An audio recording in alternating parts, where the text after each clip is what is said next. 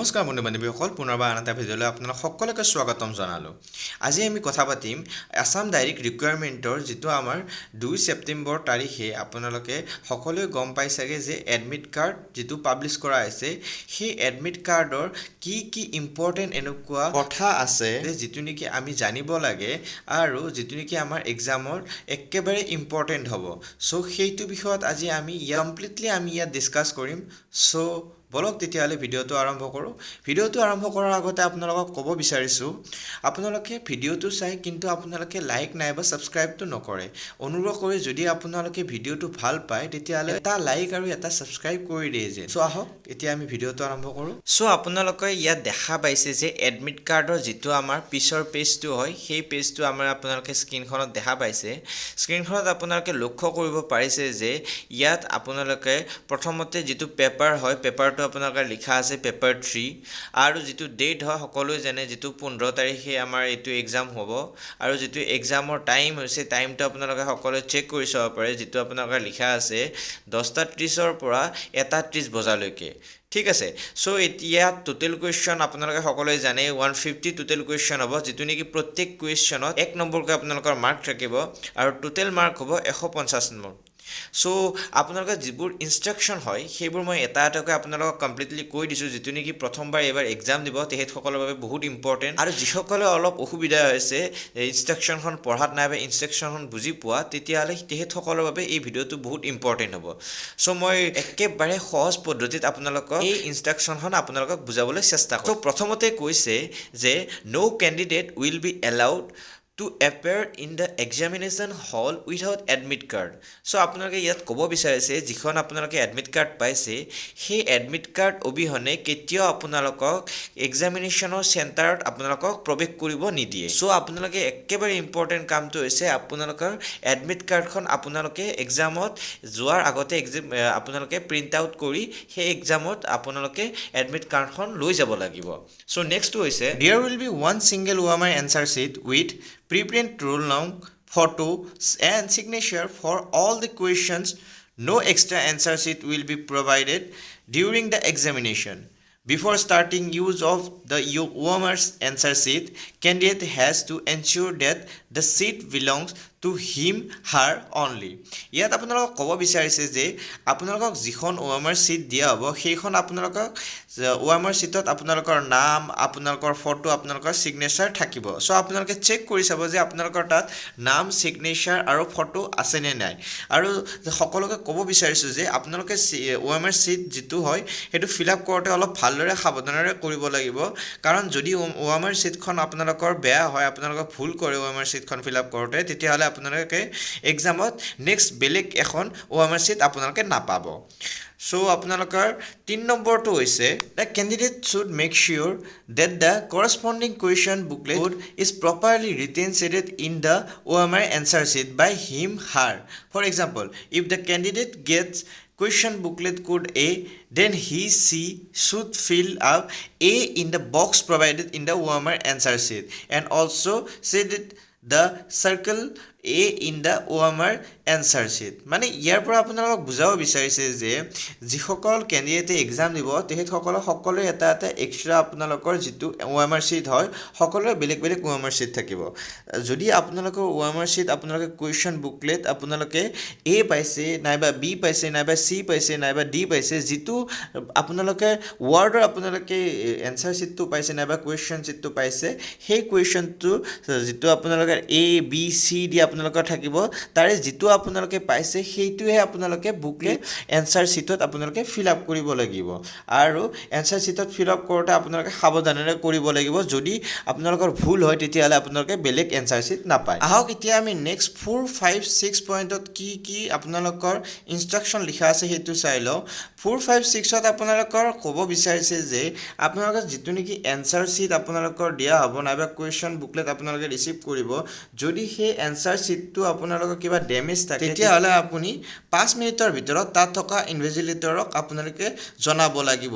নহ'লে আপোনাৰ যিটো আপোনালোকৰ বুকলেট থাকিব এনচাৰ শ্বীট থাকিব সেইটো যদি আপোনালোকৰ ডেমেজ থাকে তেতিয়াহ'লে এইটো একচেপ্ট কৰা নহ'ব। চ' আপোনালোকে ক্লিয়াৰলি প্ৰথমতে চাই ল'ব যে আপোনাৰ এনচাৰ শ্বীটটো ডেমেজ আছে নে নাই সো আহকচোন এতিয়া নম্বৰ 7ত কি বুজাব বিচাৰিছে সেইটো এবাৰ পঢ়ি চাওঁ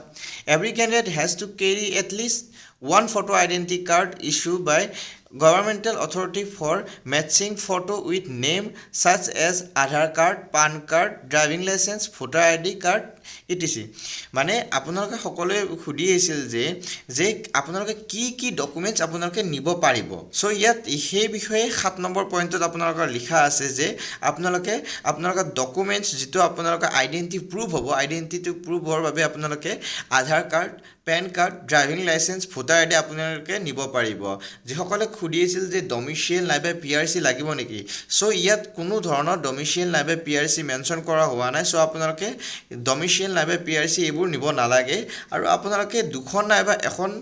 এটলিষ্ট এখন আপোনালোকে আইডেন্টিটি প্ৰুফৰ বাবে এখন ফটো এখন আপোনালোকে কেৰি কৰিব ঠিক আছে সো আমাৰ নেক্সট 8 নম্বৰটোত কি লিখা আছে তাক এবাৰ চাই লওঁ no candidate will be allowed to enter or leave the examination hall during the examination hour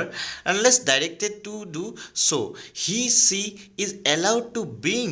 only admit card, ball pen, photo identity card, plastic cards like credit card, debit card and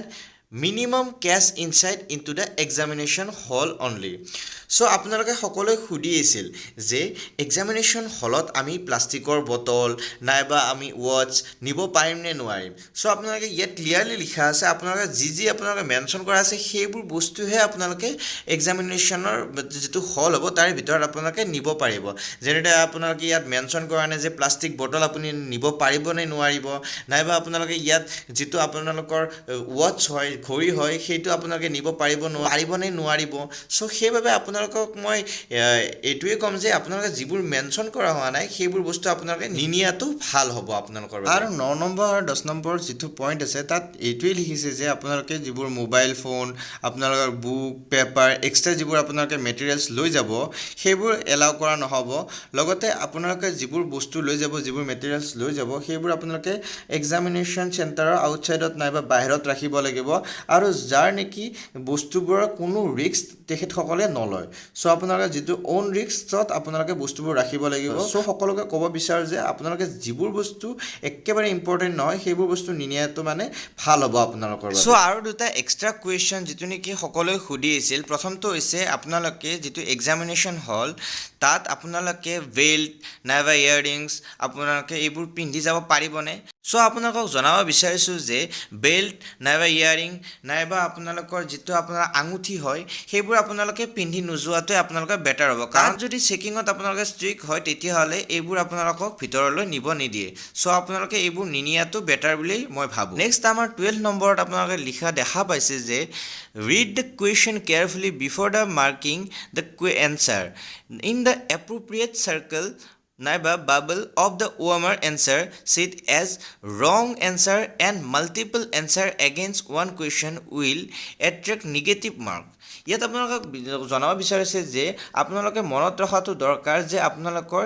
এই যদি আপোনালোকে multiple answer আপোনালোকে যদি আপোনালোকে trick মাৰে মানে এটা কোৱেশ্চনত যদি আপোনালোকে এ নাইবা বি নাইবা সি নাইবা ডি এনসাৰ হোৱাৰ বিপৰীতে আপোনালোকে যদি এ বি সি ডি গোটেই কিটাত আপোনালোকে মাৰ্ক দিয়ে তেতিয়া হলে আপোনালোকৰ তাত 0.25 নাইবা 0.25 মাৰ্ক আপোনালোকৰ নেগেটিভ মাৰ্ক আপোনাক দিয়া হ'ব সো আপোনালোকে ভালদৰে হেতু চাই লৈ আপোনালোকে মাল্টিপল এনসাৰ নিদিব আকৌ আপোনালোকে 19 যেটো আপোনালোকৰ পইণ্ট আছে তাতো আপোনালোকক জনাইছে যে there is negative marking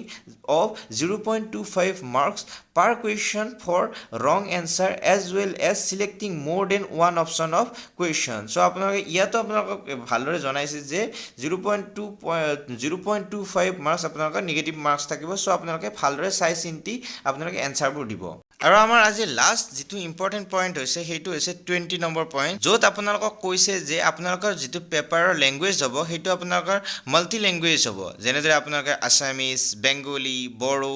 English Hindi আপোনালোকে এনেদৰে আপোনালোকৰ মিডিয়াম থাকিব কিন্তু যদি এটা আপোনালোকৰ আসামিজ ল্যাঙ্গুৱেজত কিবা এটা যদি শব্দ আপোনালোকৰ ভুল আছে তেতিয়া হলে আপোনালোকে যদি এপ্লাই কৰে বা এপিল কৰে যে এইটো ভুল আছে কিন্তু সেই ভুলটো মনা নহব কাৰণ ইংলিশৰ যেটো আপোনালোকে এনচাৰ নাইবা কুৱেশ্যন দিয়া হ'ব সেই কুৱেশ্যনটো যদি শুদ্ধ আছে তেতিয়াহ'লে সেই ইংলিছৰ কুৱেশ্যনটোৱে আপোনালোকৰ ফাইনেল কুৱেশ্যন বুলি ধৰা হ'ব আৰু সেইটোৱে আপোনালোকে শুদ্ধ বুলি মানি ল'ব লাগিব চ' আজিলৈ ইমানেই যদি ভিডিঅ'টো ভাল পালে তেতিয়াহ'লে লাইক কৰিব শ্বেয়াৰ কৰিব আৰু এটা ছাবস্ক্ৰাইব কৰি দিব ধন্যবাদ